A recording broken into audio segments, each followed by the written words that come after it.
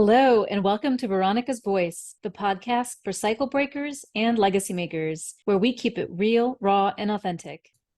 Hello, and welcome to this conversation. I'm so excited to introduce you today to Dina Strada.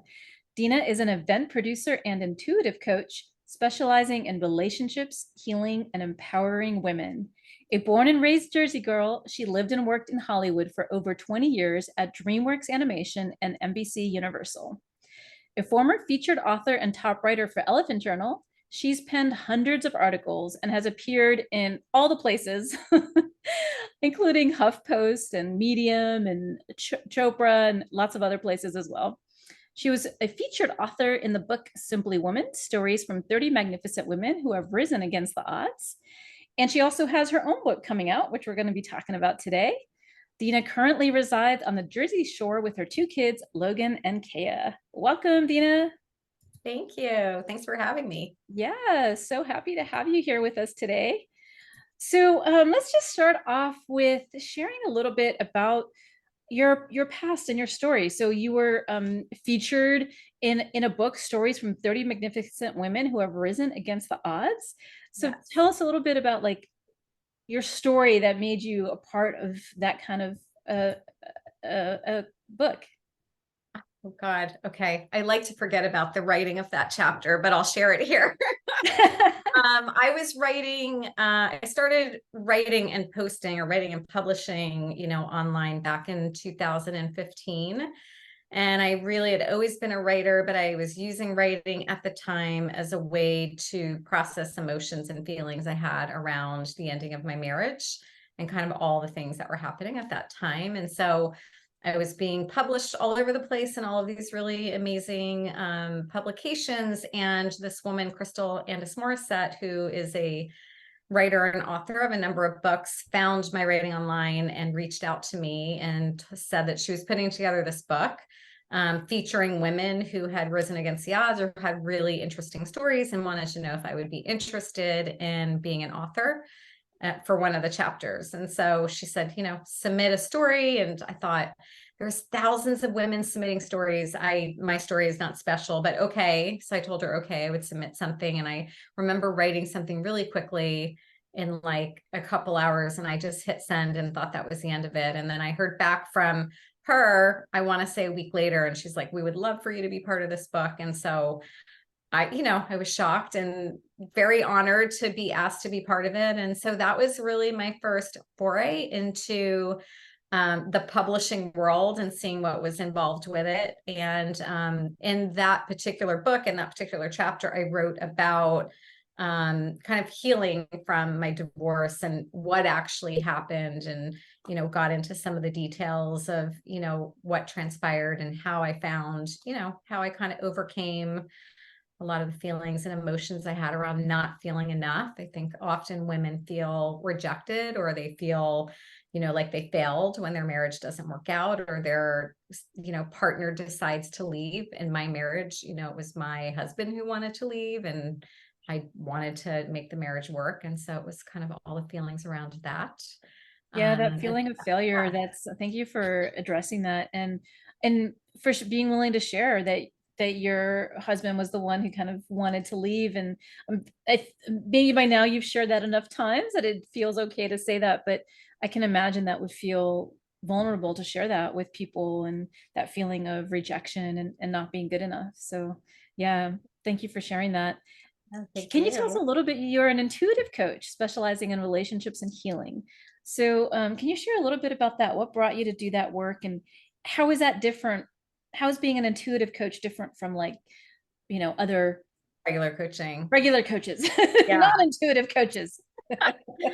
So I had many times throughout my career, and I worked in the entertainment industry most of my career, always wanted to go back and get my master's in marriage and family therapy and psychology. Just loved working with people and, counseling people. And that is pretty much what I did half my job, even though I was working on films. So half of your job when you were working on in the entertainment industry, you mean? Yeah, or in a studio, is that you were counseling people all day around all of their personal problems. And I was partnered with somebody who used to handle the budget and the scheduling of the shots we did and all of the interpersonal stuff and all of the drama that would go on the floor. He would say, go see Dina. That's her area of expertise. And I loved it. That was like the thing I loved to do. So I wanted to really turn that into, you know, a career and get out of the industry. And so rather than leaving my job and starting all over, what I did was, rather than going and getting my master's, I went and got my coaching certification, figuring eventually I could parlay into doing executive coaching within the workplace. So for 2.5 years, it took me while I was, you know, working my day job, became a coach. And then, you know, you have to find your niche. There's, you know, thousands of coaches out there. And the one thing we're taught is like, what is it that you're great at? And for me, people really hired me to help them around relationships. Sometimes it was romantic, sometimes it was relationships in the workplace, sometimes it was a struggle they were having with themselves. And so really I started off that way. And then I also was a secret intuitive. I always knew things. I love that you said secret. Always predicting things, but I felt like that was really woo-woo and really freaky. And I hid that part of myself. I did not tell anybody. You know, people think psychics are, you know, there's like a negative connotation around that. You're either into them or you're not. But I didn't want people to think that's what I was. So I hid it. And what I ended up finding is when I was working with clients, I would get hits on what was going on that they weren't telling me. And then that was coming through, and people were like, how could you even know that? Or how did you know that was happening? And so it was a very organic process that I sort of couldn't run from.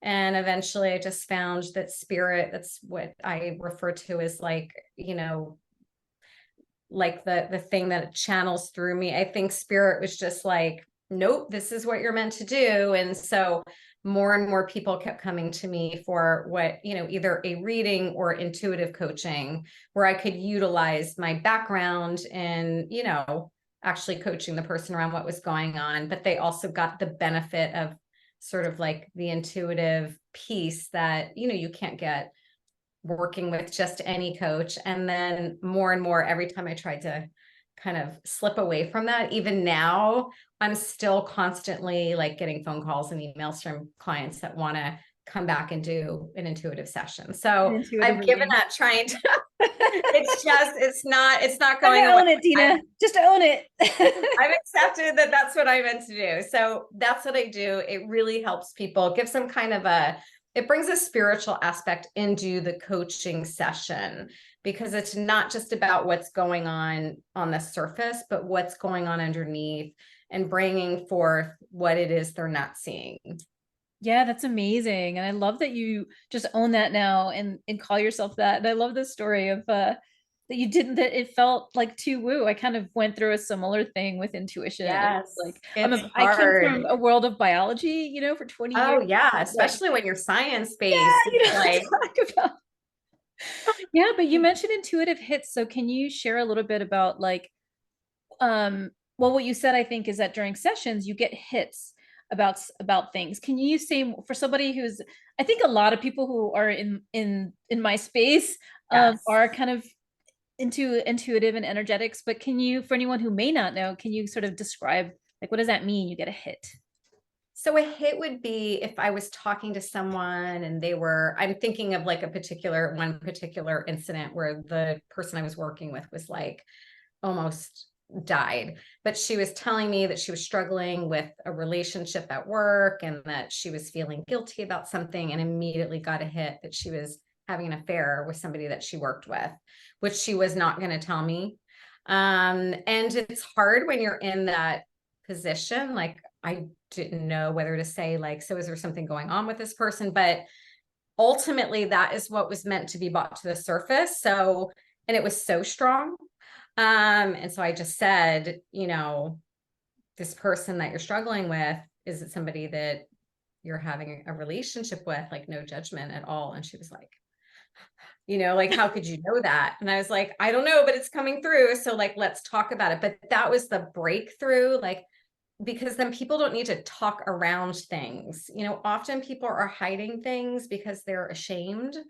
But we can't get help with anything. We can't get help unless we're being 100% honest about what is happening.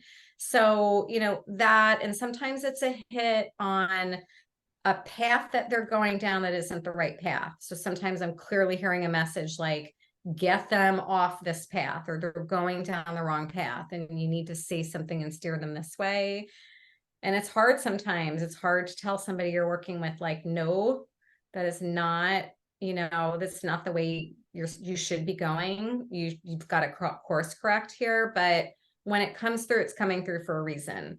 And so that's what I mean when I say a hit. It's like, for me, I say it's clairsentience, which is I get feelings. And sometimes I see, but it's mainly a feeling. And then I hear, it's like somebody talking to me, giving me information, then it comes out of my mouth before I can stop it. That's really interesting. And this is a little off topic, but that's what came through for me. So I'm going to ask it. Um, for people who are listening and they're like, I kind of sort of do that. Do you have any sort of input or input on what someone can do if they want to enhance their own skills in that area? Yeah, definitely. I've studied under a number of really amazing spiritual teachers, because when it started happening, I didn't know what to do with it. And so I was connected, I think, by divine chance with some really great people. And so what I learned to do is meditation is such a powerful tool when you really want to get in touch with your intuition. And that's, sitting in a room, lighting a candle, getting grounded, closing your eyes, and asking the questions that you want clarity on. Directly asking and saying, please only give me information that is for my highest good. Please help me to see anything that, I'm not able to see clearly right now. And you'll hear it. You'll hear it when we get quiet and we drown out the noise. It's very clear what we should do. And I also tell people it's really important to write. I call it automatic writing. So another way to do it is to meditate. You don't even have to close your eyes, but to grab a notebook, ask a question, and literally take your pen, and whatever you're hearing, write it. Just write it. And people, initially, when I tell people to do that, they say, oh, I'm not really a writer. I don't really do that. But when they do it, they say the things that they start writing are definitely not coming from them, that they could not believe what ends up on the paper. And so that's a way that spirit gives us information. It's also an amazing way for you to go back and validate that what you're getting is from source and not from you. Because I have all of those notebooks from 7-8 years ago. And I remember when I was channeling and getting information, I thought, this is insanity. This will never happen. I'm just writing a bunch of stuff that I want to hear. And I kept them. And years later, I took those notebooks out and could not believe how much of it was accurate, that I later found out was true, that I didn't know at the time.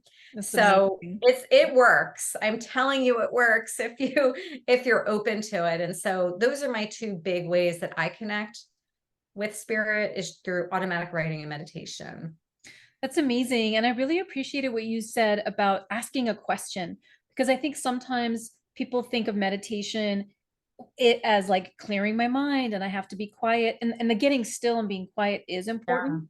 But the piece about asking the question and then being open to a response, I think is so key. At least it's been life-changing for me to kind of implement that.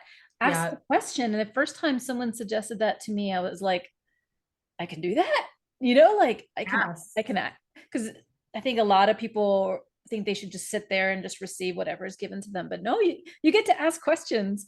No, you can ask follow-up questions. Follow-up questions. I'm not okay with what I'm hearing. There have been times when I've done it and I've heard, been given the information, and I call it arguing with God, because I believe in God. I'm like, I don't know why you're telling me that. That is not true. That is not true. That's not what I want to hear. And the voice will be like, I know it's not what you want to hear, but you asked me for truth and I'm giving you truth. And it can be hard. It can be hard to hear what's coming through. But, when that happens, I just I sit with it, I walk away from it for a little while, I detach from the emotion of it, and then I'll come back to it. So yeah, Yeah, it's that's a fantastic. powerful thing. And it's real. I think for the people that are skeptics that don't believe that anybody in the world can connect with divine source and get information, I'm telling you, we all have access to it. We all have access to it. I'm so glad you said that. It's 100% real, and it's something I enjoy sharing with clients. And I'm so glad that it came here today so people could hear this, because everyone does have access to it. And I've had Yes. people tell me, you know, they're like, well, I'm not intuitive like you are. And I'm like, guess what? I started practicing 8 years Yeah. ago. I never thought of myself as intuitive, but I started Yeah. practicing. And then now people call me intuitive, and I'm like, what are you talking about? Yeah. But anyone, yeah, it's just practice, and everyone has access to it. And those tips you provided were amazing. So getting still and quiet, asking the question, and then auto writing. So for people listening, if you haven't tried auto writing, give that a shot and see what comes up for you. So, Dina, you are writing, or have almost, your book is coming out. So I don't know if you're finished, if you're totally finished and tied up, Finished. but you have a book coming up, If I'm Honest, a no BS guide to loving yourself, navigating relationships, and trusting the journey. Um, and so a moment ago, a little bit ago, you talked about the gift of being intuitive with your clients is that you are able to call them out on things if they're not being honest. And if you're not being honest with yourself or with your coach, then you can't get help. Right. And so I'm curious if that theme shows up, because I love the no BS guide to loving yourself and trusting the journey. Are there aspects of that concept in this book that you have coming up? I mean, 100%, because it's based, the book is based on my life. Every chapter starts off with a confession about my life. Ooh, that Like, if sounds I'm juicy. honest. How many confessions are there, Dina?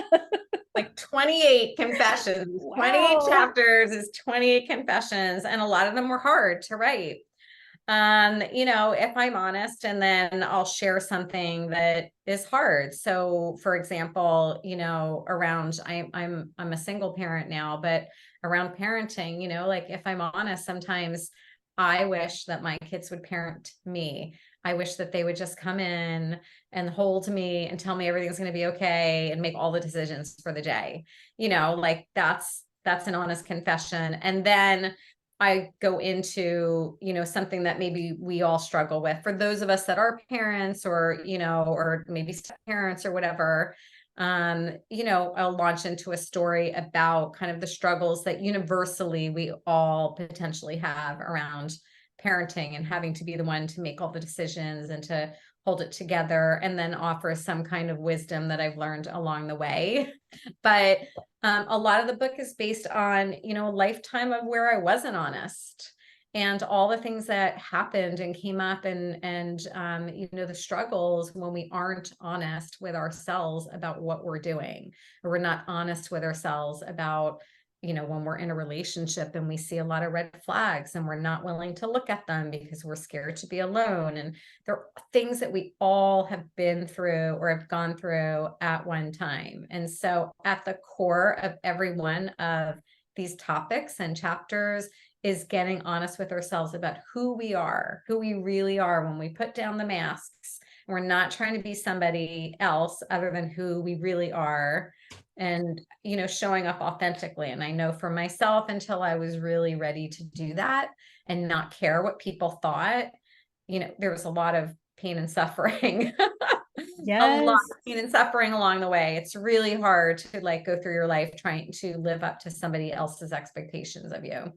It is that. So glad you shared that. The being who you are and having to be really honest to do that. And I think I work in the space of narcissistic trauma recovery. So a lot of people listening are people who've Yes. experienced toxic relationships. And Yes. what you just said, I think, was so key, where you're talking about the red flags in relationships. And oftentimes we're not honest with ourselves. I know I wasn't. I stayed in a relationship for a long time. There was lots of red flags, and we can blame the other person, especially if it's a Right. toxic abusive Yeah. relationship.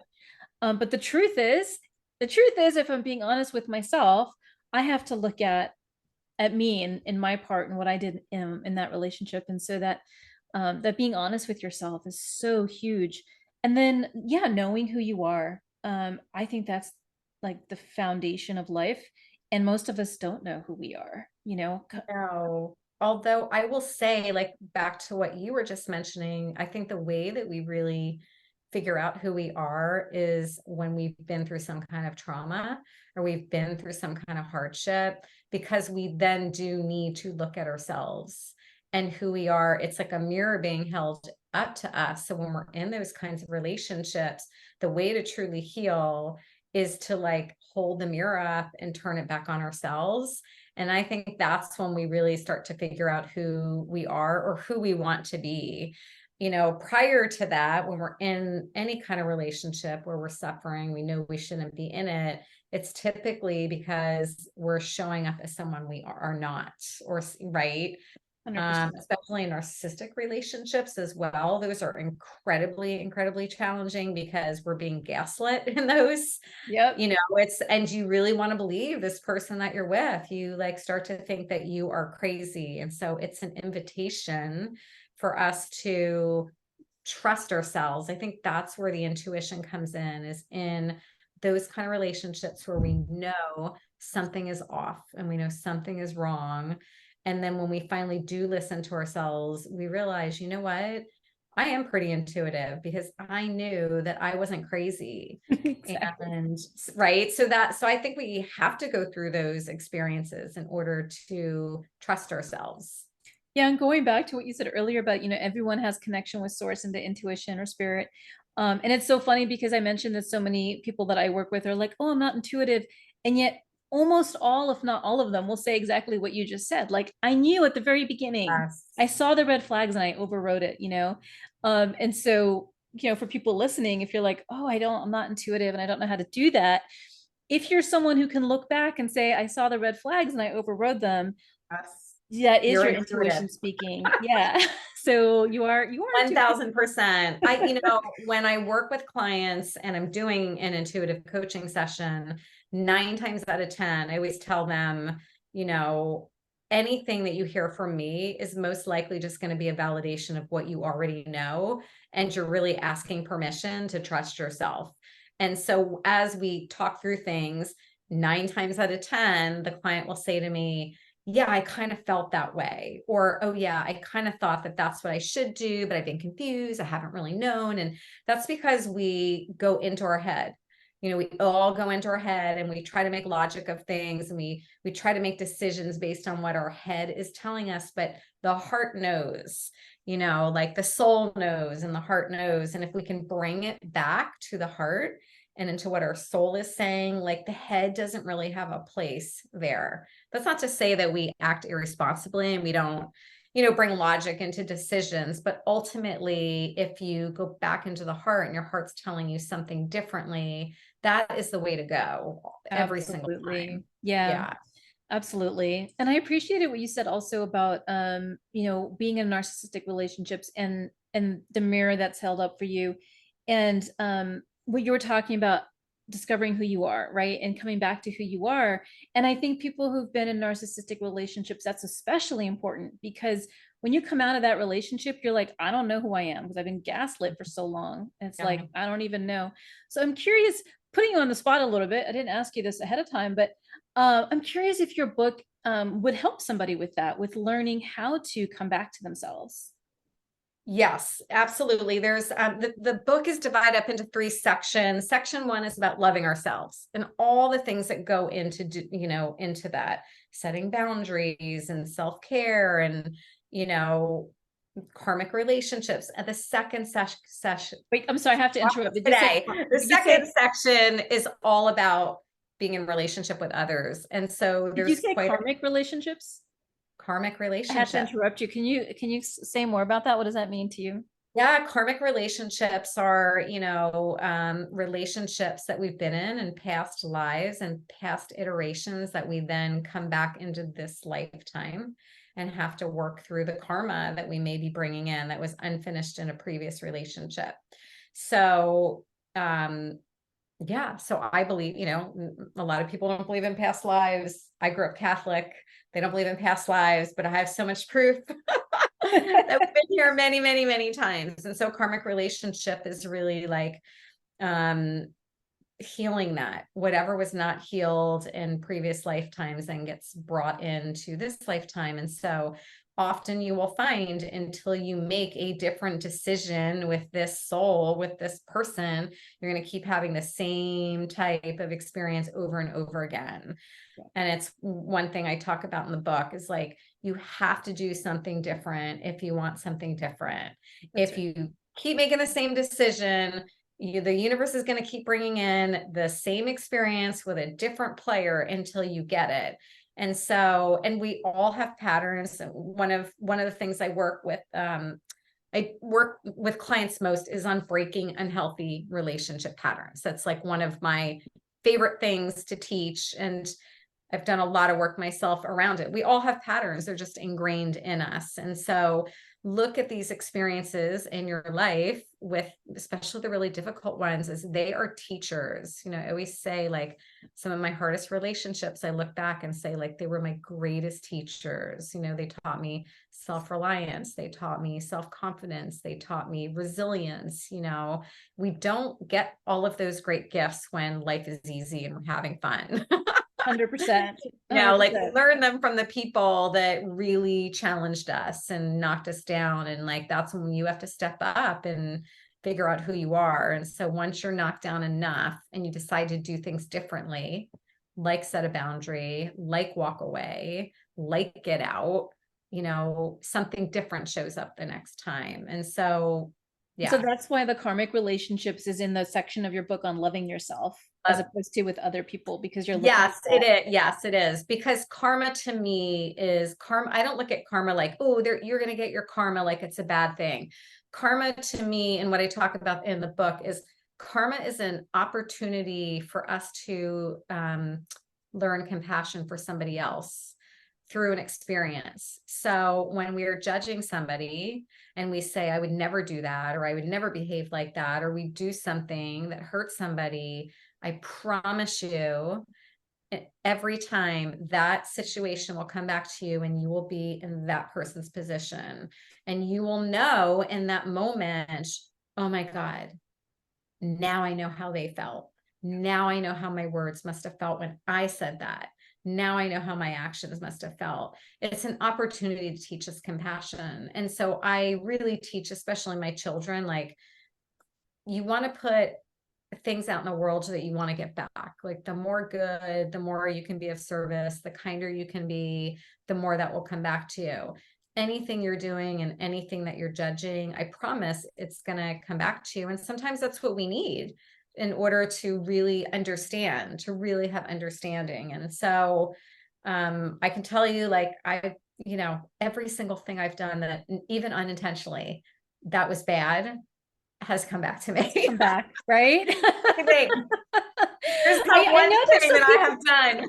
I know there's some people listening who are like, but my toxic ex never seems to have anything bad happen to them. But that's No, a conversation for a different day. yeah, So no, I'm telling, yeah, that's not yeah, true. it's not true. Exactly. It's Yeah, not it's true. not Talk true. about that some other time. But you were talking about the three sections of your book. So the first section is loving yourself. And then what are Yes. the other two? The second section is loving others. And the third section is trusting your journey. So it's trusting that you are on the path that you were meant to be on. So that, that's everything from not comparing ourselves and where we are in life to where everybody else is in life. We're all in separate paths. We all are on separate journeys. And so, and we all have at one time or another looked around us and thought, why do they have that and I don't? Why is this person in a relationship and I'm not? How come this person has this much money and I don't? It's just, we're all on our own path. And so it's learning to trust. So, a lot of what I write about in that section is my own journey and experience, and learning that I have to trust where I'm at, because I'm not any different than you or anybody else. I have a great life, but many times during the road, I have said, I did things a lot later. I got married a lot later in life. I had my children when I was closer to 40. You know, I did a lot of things that I did that was not my vision for my life. I often will say, like, did not imagine I'd ever be raising children alone, you know, and so that can be a thing that I get stuck on.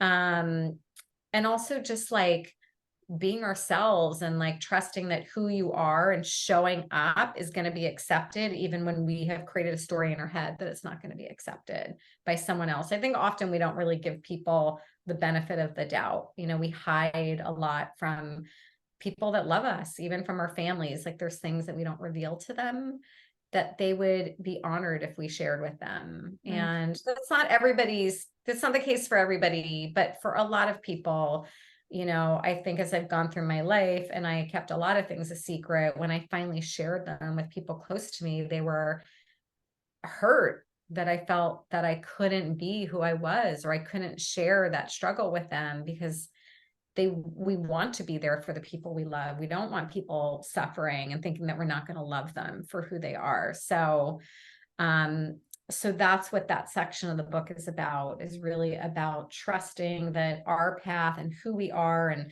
the way that the way that we're designed in this world is divinely perfect, and really loving the person and accepting ourselves for being unique and freaky, and you know, with all of our crazy flaws and our idiosyncrasies, like that they're all super cool. And you know, standing out is actually a cool thing when you get older, as opposed to when we're younger, we're trying so hard to fit in.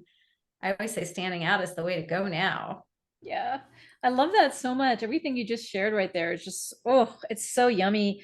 And when you're talking about trusting your journey and trust that the path that you're on is exactly where you're supposed to be. Like I got chills, and trusting that that you're divinely perfect. Like you are designed to be who you Yeah. are, and you're designed to show up in this world in a certain way, and your path is exactly the right path for yourself and those people that you interact with. That's so beautiful. There's so many things that you shared about your book already that I'm like, oh, I want to run out and get it. Like, even though these are all things that like I myself teach on, like it just sounds so helpful and supportive. I'm curious, what is the thing that you most hope people get out of your book? The thing I hope most people get is that they feel seen. That Mm, is like my purpose in writing the book, is I want people to read it and say, somebody sees me. Like, me too. Wow, me too. That's the response that I hope people get when they put the book down, is like that it makes them laugh at themselves, that at times it makes them cry because they feel like, oh my God, I'm not alone. But at the end of the day, or at the end of a chapter, they're like, wow, okay, this chick gets me. Because we are all universally going through the same thing. I did not write the book because I have all the answers. I wrote the book because I have all the same problems that everybody else has.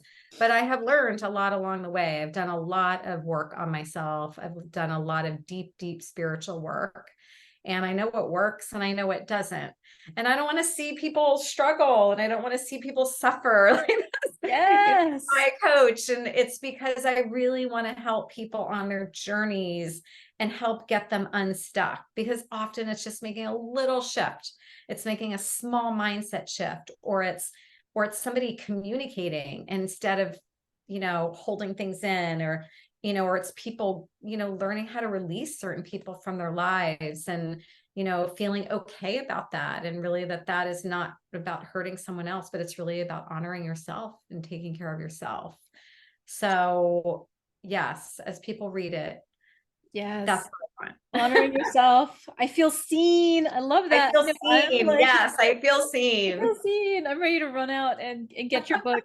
So your book is If I'm Honest, a no BS guide to loving yourself, navigating relationships, and trusting the journey. And it's available November 11th. So for November those of you 11th, listening, write that 11/11. It's down. an 11 easy date. 11, angel numbers, baby. Can't forget that. 11 11. Dina Strada, and it's available on Amazon and other places where books are sold, like Barnes and Noble and Target and Target and Walmart, but Walmart. Amazon's the go-to. Yeah, That's Amazon's a like, sure bet. 1111. Look it up. Dina, Dina, Strada, Strada. And if you cannot wait for November 11th, which is not that far away, But if you cannot wait, Dina also has a free gift, so you can start getting to know her work right away. So if you want to share, Dina, share please about the free gift that you have. Well, the free gift I have is it's a breaking unhealthy relationships relationship patterns guide. It is on my website. It's a free downloadable. You can go to dinastrada.com. The We'll link put the is link. We'll put the link Yeah, in. the link is in the Yeah. show notes. You can Yeah. just click on the link and go right there. And if you want from there, you can sign up to be on my mailing list. And, I share a lot of other freebies. I'm constantly working on new freebies for, all of my tribe. I think it's really important to just give, little nuggets of stuff out that you can use in your daily life. Yeah, we were And talking before we hit record about coaches and our propensity to just want to give and be of service all the time. So it sounds like you have a lot of things available for people if they want to connect with you. So, yeah. Dina, it was such a pleasure talking with you. I'm so excited for your book. So much for having me on. It's been great talking to you. And yeah, I really appreciate you, Veronica, so Yeah, much. absolutely. All of your Do you have any support. final words for people listening? Go out and get the book. I say that not because it's mine, but because I really feel like there's so many things in there that will make you feel better about yourself and make you feel not alone. I know for me, I'm an avid reader, and when I'm struggling with anything, I find that when I pick up a book, no matter how many people have said it or how many ways I've heard it, there's something special about the way that person said it. And so, yeah, I just find it's such a way for us to connect as human beings. And it's just a way for us to connect on a human level and know that none of us is alone in anything that we're going through. And we heal, just through connecting with each other and by, sharing each other's stories. And so, so I hope that, as you go about the rest of your day or your night, that, you're always surrounded by lots of love and support. All you need to do is to reach out to the many, many people out there who, are here to be of service and to support you. Yeah, it's a beautiful message. Thank you, Dina. You are not alone. You listening, you are seen, and you're divinely uniquely you here for your path and your journey. So trust that. If you need support with that, check out Dina's book coming out November 11th, and all the details are in the show notes. Thank you so much for joining us today. See you next time. Thank you for joining me on Veronica's Voice. If you took something away from today's episode, remember to like, share, and subscribe so others can benefit as well. See you next time.